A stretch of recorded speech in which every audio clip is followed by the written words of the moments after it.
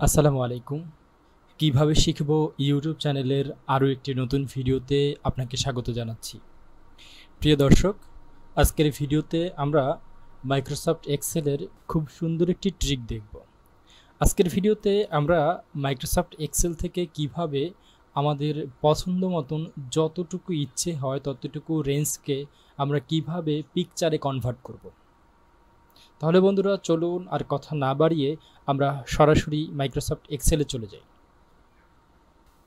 দর্শক, আমি মাইক্রোসফট এক্সেলের একটি স্প্রেডশিট ওপেন করেছি এবং এই শিটের মধ্যে আপনারা দেখতে পাচ্ছেন খুব অল্প একটু ডাটা আমি এখানে রেখেছি, জাস্ট কয়েকটা নাম এবং প্লেস। এখন কোনো কারণে যদি আপনার শুধু এই ডাটাটুকুর একটা স্ক্রিনশট দরকার হয়, তো আমরা স্ক্রিনশট তো অনেকভাবেই করতে পারি। আজকে আমরা একটা ট্রিক দেখব যে কীভাবে আমরা এক্সেল থেকেই যে কোনো ধরনের ডাটাকে যতটুকু ইচ্ছে হয় ততটুকু সিলেক্ট করে আমরা একটা পিকচারে কনভার্ট করতে পারি। স্ক্রিনশটে কি হয়, স্ক্রিনশট করতে গেলে আপনার স্ক্রিনের মধ্যে যতটুকু ততটুকুই আপনি স্ক্রিনশট করে পিকচার করতে পারবেন। কিন্তু আপনি যদি আপনার রেঞ্জ অর্থাৎ আপনার ডিসপ্লের বাইরেও যদি রেঞ্জ থাকে, সেই রেঞ্জটুকু কিভাবে একসাথে একটা ছবি আকারে নেবেন, সেটার জন্যই আজকের এই ভিডিওটি আপনাকে দেখতে হবে।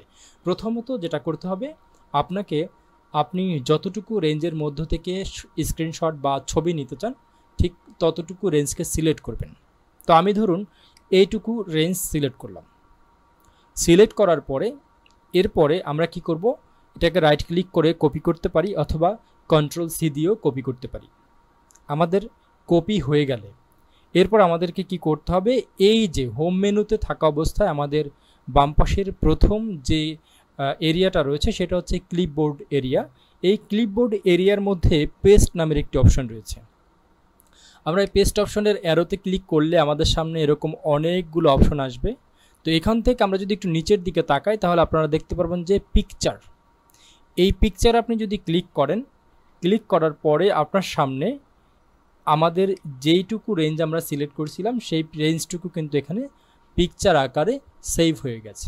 এখন এই পিকচারটা আপনি কোনো মাধ্যমে পাঠাতে চান, সেটা হতে পারে মেল করে, সেটা হতে পারে হোয়াটসঅ্যাপে, সেটা হতে পারে মেসেঞ্জারে, বা যে কোনো ধরনের মাধ্যমে যদি আপনি এই ছবিটি পাঠাতে চান, সেক্ষেত্রে আপনি জাস্ট কন্ট্রোল সি দিয়ে অথবা রাইট ক্লিক করে কপি করে, মানে পিকচারটা সিলেক্টেড থাকা অবস্থায় কপি করে, ধরুন আমি এটা এখন মেল করব। আমি এখানে মেলটা ওপেন করলাম। মেইল ওপেন করে আমি যখন কম্পোজ মেইলে গেলাম, এখন আমি এই মেসেজের বডিতে এসে যদি কন্ট্রোল ভি দিই অথবা রাইট ক্লিক করে যদি পেস্ট করি তাহলে দেখবেন যে এই ছবিটি এখানে পেস্ট হয়ে গেছে।